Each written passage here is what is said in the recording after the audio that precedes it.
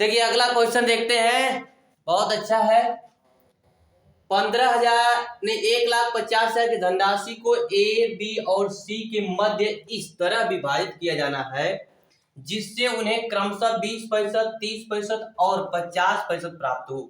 ए को उतनी धनराशि प्राप्त हुई जितनी उसे एक और धनराशि के बंटवारे में मिली थी, जिसे उन तीनों के मध्य क्रमशः 50%, 30% और 20% के प्रतिशत विभाजित किया गया था। ज्ञात कीजिए कि बी को उन दोनों बंटवारों में कुल कितनी धनराशि प्राप्त हुई, यही पूछ रहा है ना। तो लिखा है ए बी सी कर लीजिएगा। ए को कितनी धनराशि 20% टोटल का, बी को कितना 30%, डी सी को कितना 50%। तो अगर अनुपात निकालेंगे तो 2 संबंध है, 3 संबंध है, 5 आ जाएगा। अनुपात में इसका योग निकालेंगे तो 2 3 5 5 5 10 हो जाएगा।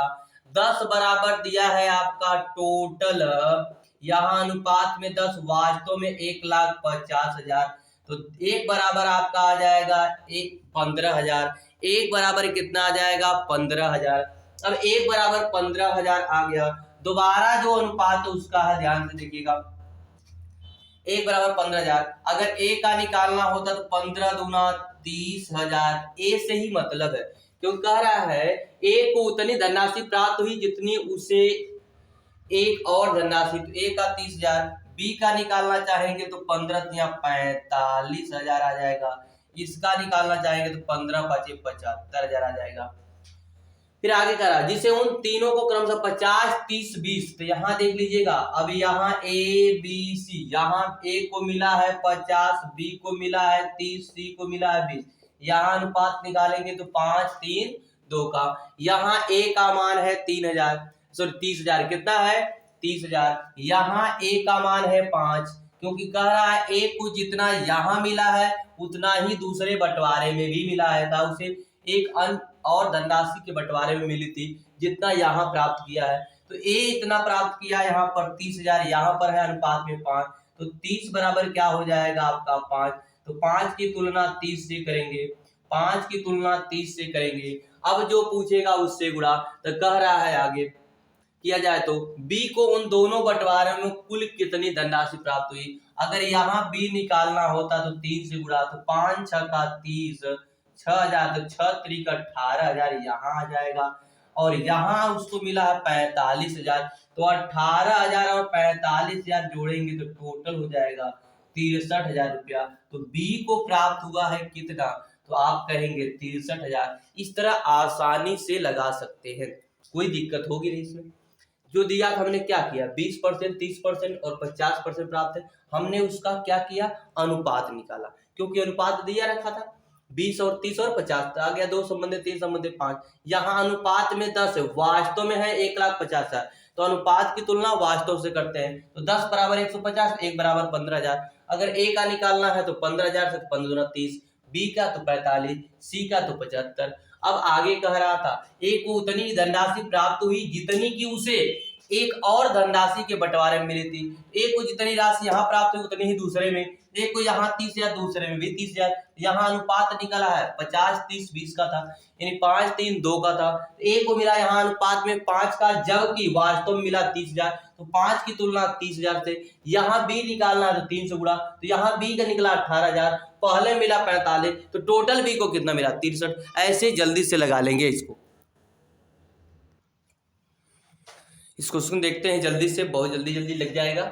ये कोई संख्या यक से 50% कम है और अन्य संख्या यक से 20% कम है, दोनों संख्याओं का अनुपात कितना है, अनुपात पूछ रहा है। तो यक से 50% कम है, 50 का मतलब होता है 1/2, तो 1/2 कम है तो बचेगा कितना, 2 था पहले, 1 कम है तो कितना 1/2 है।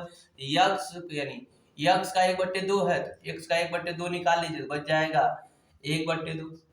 मान लेते कोई संख्या ये हो, दूसरी बी मान लेते हैं। अन्य संख्या यक से 20% कम, 20% कम है तो पहले रही होगी, 20 का मतलब 1/5, पहले था 5, 1 कम है तो है कितना 4 है, इसका निकाल लीजिए 4, तो हो जाएगा 4 यक्स/5। नहीं लिखते तब भी लगता, लिख दिए हैं तब भी कोई बात नहीं। अब कह रहा है इसका अनुपात निकालेंगे ए संबंधी बी का, तो x/2 और संबंधी 4x/5, तो ऊपर का ऊपर कट जाएगा, यहाँ करेंगे तो हो जाएगा 5 एकम 5, यह हो जाएगा 2 चौको 8, तो 5 संबंधी 8 हो जाएगा हमारा उत्तर। तो 5 संबंधी 8 जल्दी से लगा देंगे, ऐसे जल्दी से लग जाएगा। तो ये लिखने की आवश्यकता नहीं होती एग्जाम में, लेकिन आपको सीखने के लिए हमने लिख दिया है, आप डायरेक्ट ही लगा सकते हैं। 1/2 यहाँ बचेगा, 20 का मतलब 1/5, 4/5 वहां बचेगा, 4/5 1/2, 5 से गुणा इधर होगा, 2 से गुणा उधर, 2 चौको 8, 5 एकम 5, यानी 5 संबंधी 8 जल्दी से लगाकर खत्म कर देंगे। देखिए ये भी क्वेश्चन बहुत आसान है आपका, लेकिन लगता नहीं है जल्दी से, इसलिए इसको ध्यान से देखिएगा। एक आदमी के प्रतिदिन काम के घंटे को 20% बढ़ाया गया और उसकी मजदूरी प्रति घंटे 15% तक बढ़ाई गई। उसकी दैनिक आमदनी में कितने पैसे की वृद्धि, मतलब दिन के आमदनी में कितने की वृद्धि हो गई। घंटा पहले वो कुछ भी घंटा कार्य करता था ना, उसमें 20% की वृद्धि था। हम बोले थे परसेंटेज दिया तो फ्रैक्शन में बदलने आना चाहिए। 20% का मतलब होता है 1/5, तो उसके पहले जो वो घंटे में कार्य करता था, अगर अनुपात में माने तो 5 काम करता था, एक दिन में 5 घंटे काम करता था। अगर 1 घंटे वृद्धि कर दी गई तो अब कितना घंटे काम करेगा, 6 घंटे। तो पहले वो करता था 5 घंटे, अब करेगा तो 6 घंटे एक दिन में। तो मजदूरी मिलेगी समय के अनुसार, घंटे पर ही तो मिलेगी। अब देखिए, और उसकी मजदूरी प्रति घंटे, यानी 1 घंटे पर जो मजदूरी मिलती है तो उसे बढ़ाकर कर दिया गया 15%, यानी पहले जो भी 100% है उसको बढ़ाया था 115, यानी 15% आपको पता होना चाहिए डायरेक्ट कि 5% का मतलब होता है 1/20, तो 5 का 3 गुना, तो 5 यानी 15 है। तो बताइए आप 1/20 का भी 3 गुना करेंगे तो 3/20 आएगा। तो देखिए पहले उसकी मजदूरी मिलती थी 20 रुपया, 1 घंटा की मजदूरी 20 थी, तो 5 घंटा की मजदूरी 20 5 100। अब पहले वो 5 घंटा काम करता, बाद में वो 6 घंटा काम करने लगा, तो उसकी मजदूरी होगी 20 3 23, तो बाद में मजदूरी उसकी 23 रुपये बनती थी। मतलब 20 5 100, यह पहले होता 23 छका 138, तो 138 रुपया अब मिलता, पहले मिलता 100 रुपया। तो देखिए अंतर कितने का, आप कहेंगे 38 का। किससे अंतर है, तो आप कहेंगे 5 × 20 यानी 100 से है। परसेंटेज पूछेगा तो 100 से गुणा, 100 से 100 कट जाएगा, तो बताइए कितने परसेंट की उसकी दैनिक मजदूरी में वृद्धि हुई, तो आप कह देंगे 38%। आसानी से समझ में आ गया होगा। फिर से एक बार देखिएगा, कह रहा है कि उसके प्रतिदिन काम के घंटे को 20% बढ़ाया गया। 20% का मतलब हो गया 1/5, यानी पहले वो काम करता था 5, 1% बढ़ गया तो कितना हो गया 6। तो बताइए पहले 5 1 बढ़ गया तो 6, हमने 6 कर दिया। अब कह रहा है कि उसकी मजदूरी प्रति घंटे 15% बढ़ा गई, तो पहले उसकी मजदूरी थी 20, बाद में 3 बढ़ा दिया तो 23, तो 20 का, तो पहले का गुणा पहले से, बाद का गुणा बाद से, तो बाद मजदूरी 23 गुणा कर दिए। पहले मजदूरी से 100 रुपये मिलती थी, बाद में उसे 138 गुणा करने पर आएगा, तो 138 अगर घटाएंगे 100 को तो 38 बचेगा, यानी 38 की वृद्धि हुई एक दिन की मजदूरी में, कितने से 100 से। परसेंटेज पूछा 100 से गुणा, 38% आ जाएगा। ऐसे हम सवाल को जल्दी से जल्दी लगा लेंगे। देखिए ये क्वेश्चन है आपके सामने।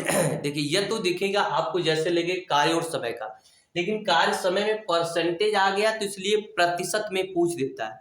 ध्यान रखिए कि ये नहीं कि केवल परसेंटेज दे रखा है अगर आपके सिलेबस में, तो वहां से कार्य समय का नहीं आएगा। कार्य समय से भी आ सकता है, क्षेत्रफल से भी आ सकता है, अनुपात से भी तो ऐसे एक चैप्टर जैसे अनुपात हुआ, क्षेत्रफल हुआ, कार्य समय हुआ, पाइप एंड टंकी हुआ, ऐसे है कि ये सब मिले जुले हैं। रेलगाड़ी हुआ, सब ब्याज हुआ, यह सब ऐसे चैप्टर हैं कि अगर किसी एक का नाम लेगा तो किसी में से भी क्वेश्चन आ सकता है। सब में परसेंटेज आ गया कहीं तो परसेंटेज का हो गया, अनुपात आ गया तो अनुपात का हो गया, दिन समय आ गया तो कार्य का हो गया। यह सवाल कार्य में भी पूछ देगा, परसेंटेज में पूछ देगा। देखिए लगाते हैं, एक काम को 70 दिन में एक काम को 70 दिन में कर सकता है और बी ए से 40% अधिक कुशल है, वही काम करने के लिए बी को कितने दिन लगेंगे। कुछ नहीं है, परसेंटेज आने के कारण परसेंटेज में डाला, तो 40% किससे है, ए से, तो जिससे दिया हो वो ध्यान रखिएगा, और बी ए से 40% कुशल रहते। ए होगा नीचे, जिसके बारे में दिया हुआ ऊपर, तो 40% का मतलब होता है 2/5, 2/5। तो ए है 5, ए है 5, लेकिन नीचे वाला ये पढ़ाए होंगे शुरुआत में, पहला क्लास देख लेंगे तो आसानी से, पहला और दूसरा क्लास देखेंगे समझ में आएगा। ए होगा 5, तो बी कितना होगा 2 अधिक तो 7 हो जाएगा, यानी ए की कार्य क्षमता 5 और बी की कार्य क्षमता हो जाएगी 5 2 7। यानी ए अगर एक दिन में 5 काम कर सकता है तो बी एक दिन में 7 काम करेगा, क्योंकि वो उससे 40% अधिक कार्यकुशल। समझ में आ गया? अब बताइए, जब क्षमता निकल गई, जितनी क्षमता होगी एक दिन में काम करने की वही तो प्रत्येक दिन काम करेंगे। तो अगर ए एक दिन में 5 काम कर सकता है तो टोटल काम कितना दिन किया? 70 दिन। तो 70 दिन किया तो एक दिन में 5 काम, तो टोटल काम होगा 70 × 5, ये टोटल काम हो जाएगा। अब बताइए, टोटल काम में अगर बी के काम एक दिन के काम से भाग दिया जाए तो हमें उसका टोटल दिन निकल जाएगा। तो बी कितने दिन में कर लेगा? तो टोटल काम में बी के एक दिन के टोटल काम से भाग दे दीजिए। बी का एक दिन का टोटल काम 7 है, 7 से भाग देंगे, 7 दाम में 70, 10 5 50, यानी 50 दिन बी टोटल काम करने में लगाएगा। इस तरह हमारा सही हो जाएगा। समझ में आ गया होगा कि हमने क्या किया, 40% अधिक है, तो 40% का मतलब होता है 2/5। तो ए है 5, जिसके साथ काकी के से लिखा हो, बार बार बताएं, वह होता है नीचे, जिसके बारे में बताया जाए अधिक या कम हो ऊपर।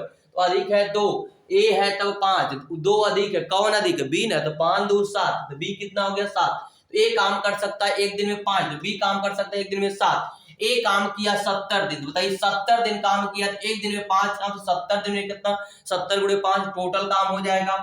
अब बी टोटल एक दिन में काम करता है 7, तो टोटल काम करने में कितना दिन? तो एक दिन के कार्य से टोटल काम में भाग दे दिए तो 50 दिन। समझ में आ गया होगा। ऐसे हम क्लास को ऐसे सवाल को लगाएंगे। अब क्लास को आज यही रोकते हैं। आपको लगभग 3 से 4 टाइप बताए, एक आपका बता दिए काम वाला, एक आपको बता दिए वृद्धि और कमी, एक बता दिए बंटवारे का। हमने 3 से 4 टाइप एक दिन में सवाल किया, 7-8 क्वेश्चन लगा होगा आपका। इस पूरे वीडियो को देखिएगा, पूरा क्लास देखिएगा, बहुत बेहतर समझ में आएगा। आगे अगले टाइप 2-3 टाइप कल पढ़ा दिए जाएंगे। धन्यवाद। जय हिंद, जय भारत।